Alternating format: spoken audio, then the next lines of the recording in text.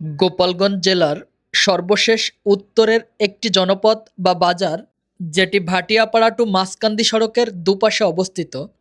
এটি গোপালগঞ্জ জেলার কাশিয়ানী উপজেলার নড়াইল বাজার। এই বাজারটির পার্শ্ববর্তী অঞ্চল ফরিদপুর জেলার বলমারী উপজেলার অংশ, যেটি বনমালীপুর রেলওয়ে স্টেশন দিয়ে শুরু হয়েছে। বাজারটি স্থানীয়ভাবে ছোটোখাটো একটি বাজার হলেও এই বাজারকে কেন্দ্র করে আশেপাশের কয়েকটি এলাকার মানুষের নিত্য প্রয়োজনীয় পণ্য সামগ্রীর চাহিদা মেটে।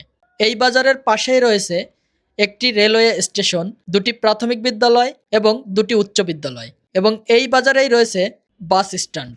সেই সুবাদে স্থানীয় জনসাধারণের কাছে বাজারটি খুবই গুরুত্বপূর্ণ। এই জায়গাটি দুই জেলার সংযোগ বা বিচ্ছেদ স্থান।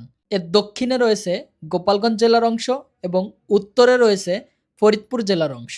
দুই জেলার সকলের মধ্যে পারস্পরিক সৌহার্দ্য সম্পর্ক ভালো থাকুক, সেই দোয়া করি। আল্লাহ হাফেজ।